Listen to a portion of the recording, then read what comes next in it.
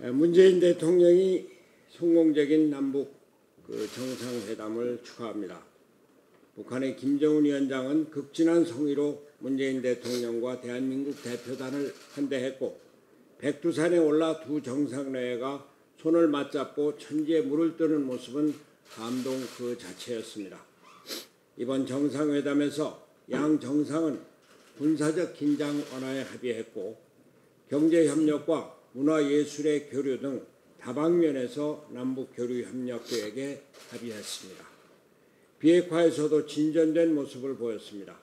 북한은 동창리 엔진 시험장과 미사일 발사대 영구 폐기를 약속했고, 미국의 상응 조치에 따라 영변 핵시설의 영구적 폐기 등 추가적인 조치도 약속했습니다.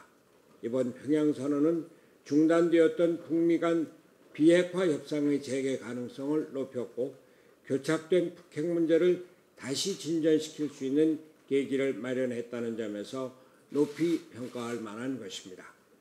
그러나 아직 우리는 잔치에 취해 있을 때가 아닙니다. 실상 비핵화에 대해 구체적인 진전은 아무것도 없습니다.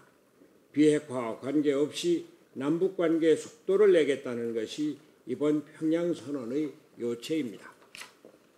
다음 주 개최되는 한미 정상회담을 통해서 북미 핵협상이 재개되더라도 문제는 그 다음입니다.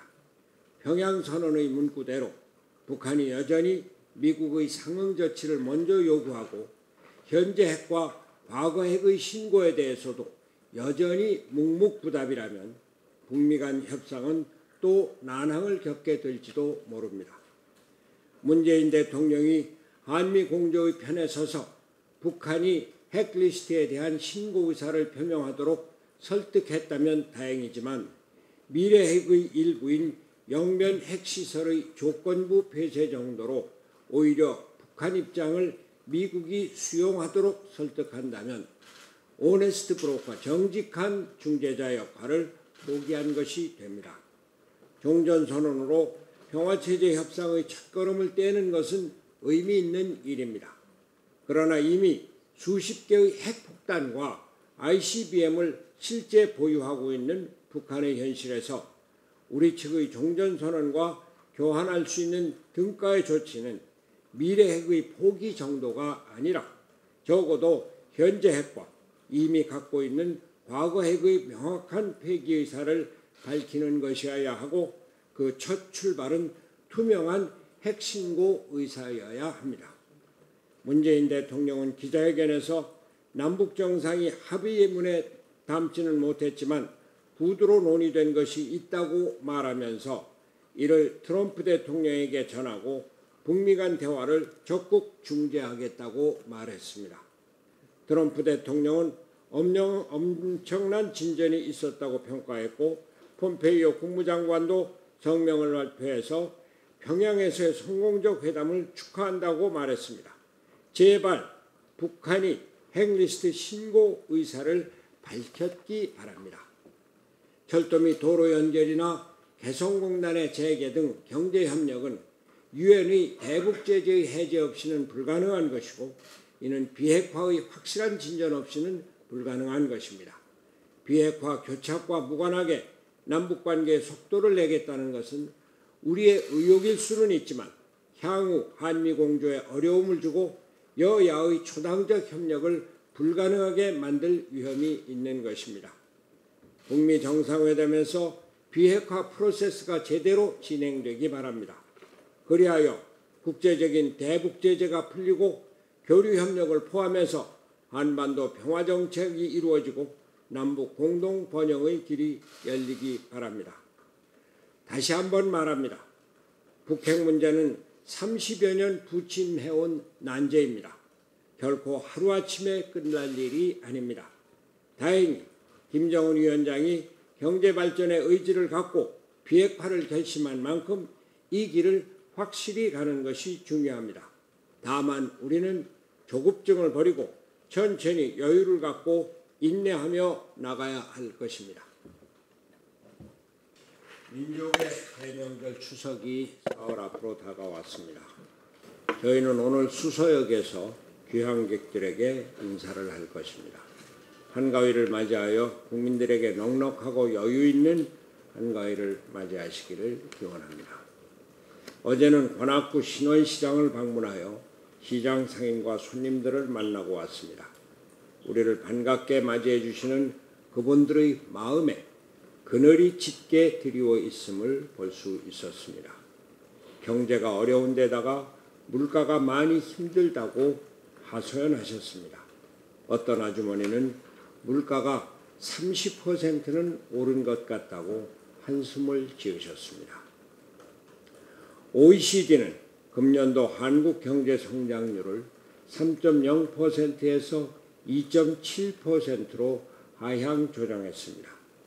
세계 경제 성장률과 미국, 중국, 일본 등 다른 경제 강국들의 성장률은 다 그대로 유지가 됐는데 유독 한국만 내린 것입니다. 일부 언론에서는 9월 취업자 증가 폭이 마이너스가 되지 않을까 우려하고 있습니다. 우리 경제의 전망이 어두워지고 있는 것입니다. 정부는 한반도 평화도 중요하지만 경제와 민생에 적극 신경을 써야 합니다.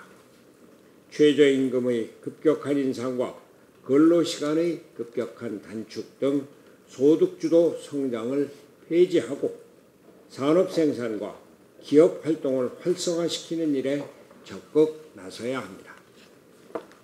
바른미래당은 국민들이 말 못하는 아픔에 더욱더 귀 기울이겠습니다. 어려워진 경제를 살리기 위해 이번 정기국회에서 민생, 경제 입법 처리에 최선을 다하겠습니다. 국민 여러분, 모두 마음이 풍성한 추석을 보내시기를 진심으로 기원합니다. 고향 가는 길, 돌아오는 길 안전하게 다녀오시기 바랍니다. 감사합니다. 본회의에서 83건의 법안 및 비준안이 처리되었습니다. 어려운 경제 상황을 타개하기 위한 규제 개혁 입법들도 처리되는 성과가 있었습니다. 각 소관 상임위별로 법안 처리를 위한 심사에 노력해 주신 의원님들께 감사드립니다.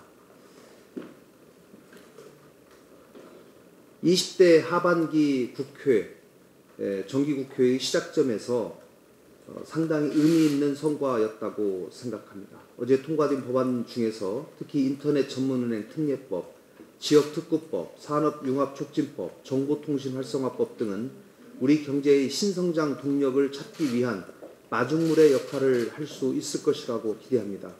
오랫동안 여야 간의 진영 싸움으로 진척되지 못했던 법들이 협치의 결과물로 열매를 맺게 되어 의미 있다고 생각합니다.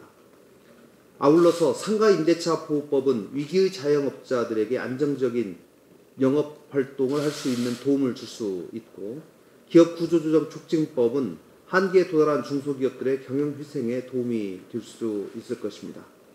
아울러 최이배 의원과 박선숙 의원께서 발의하신 대규모 유통업법, 또 이찬열, 김관영 의원이 발의한 가맹사업법도 어제 본회의에서 처리되었습니다.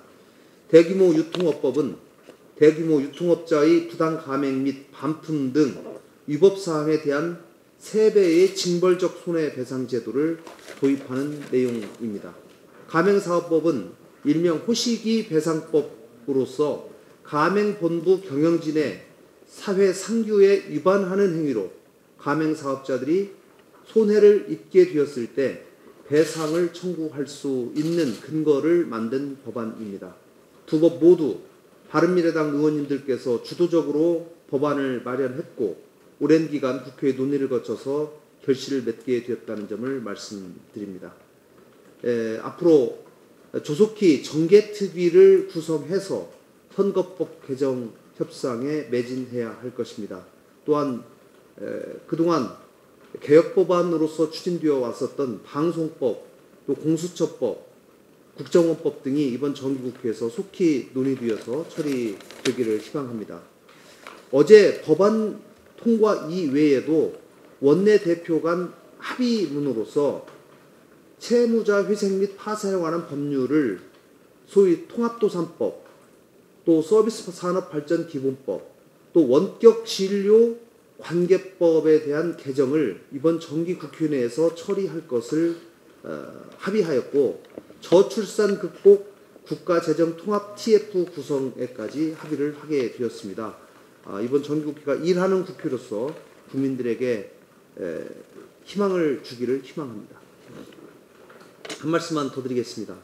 어제 진선미 여성가족부 장관 후보자를 끝으로 헌법재판소 재판관 후보자 5명, 또 장관 후보자 5명에 대한 인사청문회가 마무리되었습니다.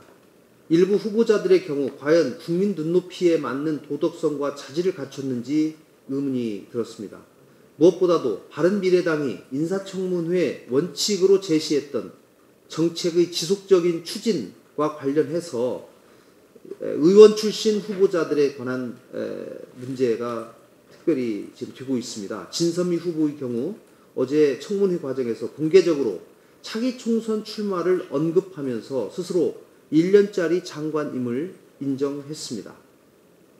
어제 의원총회를 통해서 인사청문회와 관련한 청문위원들의 청문 보고 및 당내 의원들의 의견을 전체적으로 수렴했습니다. 이를 토대로 각 후보자별 인사청문 경과보고서 채택에 관한 논의를 거쳐서 당의 최종적인 판단을 내리겠습니다. 이상입니다.